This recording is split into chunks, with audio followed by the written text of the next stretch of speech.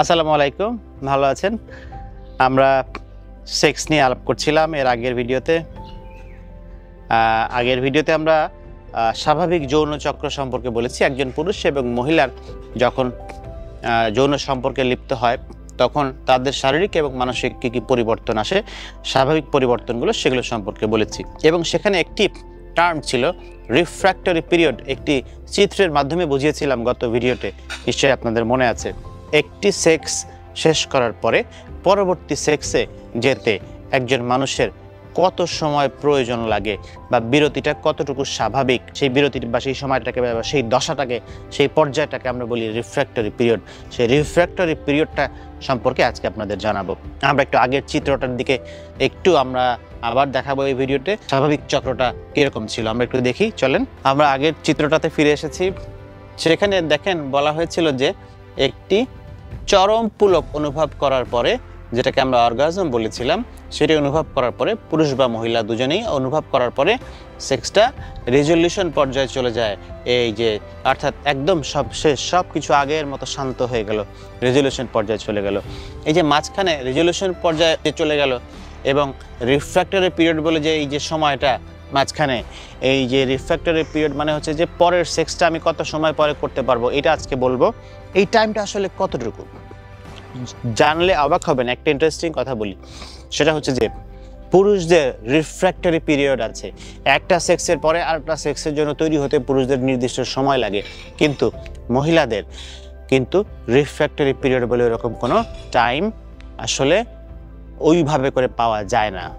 এখন একজন পুরুষ কত সময় পরে একবার সেক্স শেষ করার পরে পরবর্তী সেক্স করতে পারবে, এটা আপনাদেরকে আমি একটু জানাতে চাচ্ছি। এই রিফ্র্যাক্টরি পিরিয়ডটা বয়স ভেদে বিভিন্ন রকম হতে পারে। যেমন ইয়াং পিপল, যারা খুব ইয়াং, তারা দেখা যায়, বা অথবা নিউলি ম্যারিড কাপল বা নতুন সেক্স করছে, তাদের ক্ষেত্রে দেখা যায় যে এটি মাত্র 15 থেকে 20 মিনিট পরেই সে দ্বিতীয়বার সেক্সের জন্য প্রস্তুত হয়ে যেতে পারে। কিন্তু যারা আরেকটু বয়স বাড়তে থাকে, যখন এই রিফ্র্যাক্টরি পিরিয়ডটা বাড়তে থাকে, বেশিরভাগ ক্ষেত্রেই বলা হয়, এবং এটা সাধারণত বলা হয়ে থাকে few minutes to few hours to few days, মানে কয়েক মিনিটও হতে পারে, কয়েক ঘন্টা হতে পারে, কয়েক দিনও হতে পারে। মানে একটা সেক্স শেষ হওয়ার পরে কয়েক ঘন্টার আগে সে দ্বিতীয় সেক্সের জন্য প্রস্তুত হতে পারছে না, কয়েক দিন পর্যন্ত পরবর্তী সেক্সের জন্য প্রস্তুত হতে পারছে না, এমনও হতে পারে। তাহলে কয়েক ঘন্টা কাদের জন্য, কয়েক দিন কাদের জন্য? অ্যাভারেজে বলা হয় আধা ঘন্টা থেকে 1 ঘন্টা, এরকম একটা অ্যাভারেজ টাইমিং মোটামুটি বলা আছে। তবে কারো কারো ক্ষেত্রে দেখা যায় 12 ঘন্টা থেকে 24 ঘন্টা হয়। একটু আরেকটু বয়স বেড়ে গেলে তখন দেখা যায় যে একটু 2-3 দিন ব্যাপী, বা অনেক সময় দেখা যায় যে মানে ফিউ ডেজ আর কি, যেটা বললাম 2-3 দিন, সপ্তাহখানিক পর্যন্ত কারো রিফ্র্যাক্টরি পিরিয়ড থাকতে পারে, যে ওই তার আগ পর্যন্ত কোনোভাবেই আর সেক্সের কোনো আগ্রহ হচ্ছে না। এই যে রিফ্র্যাক্টরি পিরিয়ড যেটি পুরুষের ক্ষেত্রে আছে, যে একবার সেক্স করলেই আমি পরের বার কিন্তু করতে পারবো না, আসলে এইটা খুব কত ইম্পর্ট্যান্ট একটি কথা আপনাকে জানালাম। আপনি যারা এটা নিয়ে দুশ্চিন্তা আছেন তারাই বুঝতে পারবেন, কারণ বেশিরভাগ মানুষই এসে বলে, স্যার আমি একবার করার পর তো আর করতে পারি না, কারণ তাহলে মানে আমি শেষ, আমার পুরুষত্ব শেষ, আমি তো আর করতে পারি না।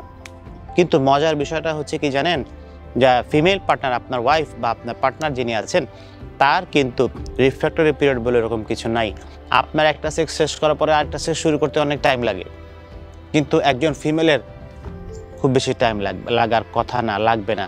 চাইলে সে আবার আরেকটি সেক্সে জড়িয়ে পড়তে পারে, বা আবার আরেকটি সেক্সুয়াল অ্যাক্টিভিটি শুরু করতে পারে। টায়ার্ডনেস বা ফ্যাটিগের কারণে অনেক সময় আর চান না তারা, যদি ঠিকভাবে আপনার পার্টনারকে আপনি অর্গাজম করতে পারেন। কিন্তু বেশিরভাগ ক্ষেত্রেই দেখা যায় যে এটা আসলে ফিমেলদের রিফ্র্যাক্টরি পিরিয়ড বলে কিছু নয়, তারা পরপর কয়েকবার অর্গাজম করতে পারে, পরপর কয়েকবার শান্তি নিতে পারে। যেটি এই যে আবার একটু গ্রাফটায় ফিরে যায়, আমরা আগের ভিডিওতে বলেছিলাম যে একটি পুরুষের চরম পুলক অনুভব করার পরে, লাল দাগটা পুরুষের জন্য, চরম পুলক অনুভব করার পরে বীর্যপাতের পরে শেষ। কিন্তু একটি মহিলা, এই যে নীল দাগটা মহিলার জন্য, এই একবার অর্গাজম হলো, কিছুক্ষণ পরে সে আবার অর্গাজম নিতে পারবে, কিছুক্ষণ পর আবার অর্গাজম নিতে পারছে, কিন্তু একজন পুরুষ সেভাবে পারছে না। সো যেটা দরকার সেটা হচ্ছে যে আপনি রিফ্র্যাক্টরি পিরিয়ডে পৌঁছে গেলে আপনি কিন্তু পরের সেক্স শুরু করতে অনেক টাইম লাগবে। সো আপনি যে সেক্সটা করছেন সেটা পরিপূর্ণভাবে করেন, ভালোভাবে করেন, বিশেষ করে যারা দ্রুত বীর্যপাতের সমস্যায় ভুগছেন তাদের এটা খুব কষ্ট আমি জানি সেই সমস্ত ভাইয়েদের, যে আমার পার্টনারকে তো হ্যাপি করতে পারছি না, আমি তো তার অর্গাজমের আগে আমার সব শেষ হয়ে গেল, তারপরে তো আমি রিফ্র্যাক্টরি পিরিয়ডে চলে যাই, দ্যাট ইজ আমি বলে যে তারপর তো আমি আর সেক্স করতে পারছি না, তারপরে তো মন খারাপ করাকরি শুরু হয়ে যায় দুজনের মধ্যে। এটা হচ্ছে যে স্বাভাবিক কথা, এটা নিয়ে মানে দ্বন্দ্বের কিছু নাই। অনেক সময় অপোজিট পার্টনার মনে করে তুমি একবার করলে আরেকবার কেন পারো না, তাদের জন্য বলছি যে পুরুষদের ক্ষেত্রে এটি স্বাভাবিক। একটি সেক্সের পরে পরবর্তী রিফ্র্যাক্টরি পিরিয়ডে পৌঁছে গেলে তখন কিন্তু যতই যৌন উত্তেজনা দেওয়া হোক পুরুষ পরবর্তী সেক্সে আর জড়াতে পারে না একটা নির্দিষ্ট বিরতির আগ পর্যন্ত। এটা খুবই আমার মনে হয় যে কার্যকর একটি তথ্য বা খুব জরুরি এবং গুরুত্বপূর্ণ একটি তথ্য। আর কেউ আপনাদেরকে দিয়েছে কিনা আমি জানি না, আমি দেওয়ার চেষ্টা করলাম, যেটা পুরুষ ভাইয়েদেরও টেনশন কমাবে এবং যে সমস্ত মহিলা বোনেরা আছেন যারা তাদের হাজব্যান্ডের প্রতি এই বিষয়টা নিয়ে বিরক্ত তাদেরও মনে হয় কিছুটা দূরত্ব কমবে। তবে তাহলে করণীয় কি? করণীয় একটাই, আপনি যখন সেক্স করবেন প্রপার ওয়েতে সেক্স করবেন, সঠিক যৌন সাইকেলটা বুঝবেন, আপনার পার্টনারকে সঠিকভাবে উত্তেজিত করার মাধ্যমে সঠিক পুলক বা অর্গাজমটা দেওয়ার চেষ্টা করবেন উভয়কে। তাহলেই কেবলমাত্র একটি সুখী সেক্স কমপ্লিট করা সম্ভব এবং তাহলেই কেবলমাত্র সুখী দাম্পত্য জীবনও আনয়ন সম্ভব। এখন প্রশ্ন হলো এই রিফ্র্যাক্টরি পিরিয়ডকে মানে এটাকে যদি কমানো যায় না স্যার? অনেকে এসে বলেন আমার কাছে যে আমি একটা সেক্স করার পর আবার আরেকটা সেক্স করতে চাই, এটা কিভাবে করব? এটা নিয়ে গবেষণা চলছে।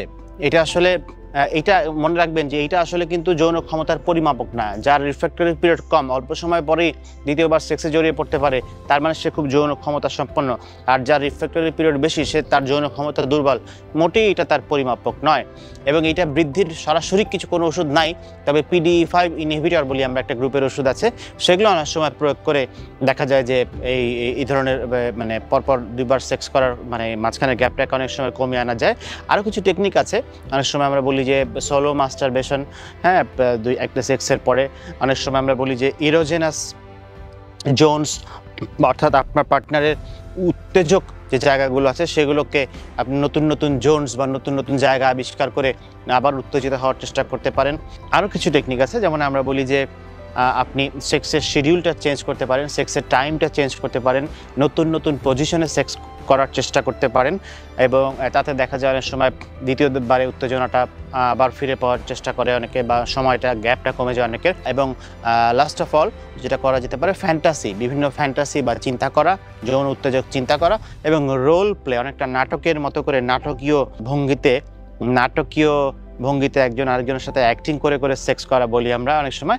এটা আসলে বিদেশে বেশি প্রযোজ্য, আমাদের দেশের মানুষদের ক্ষেত্রে অনেক সময় আমরা এগুলো বললেও তারা নিতে চায় না।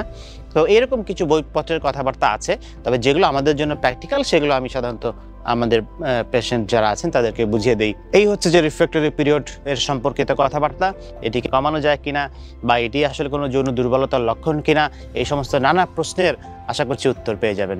তো সবার জন্য অনেক শুভকামনা এবং সবার সুখী জীবন কামনা করছি। ভালো থাকবেন, ধন্যবাদ।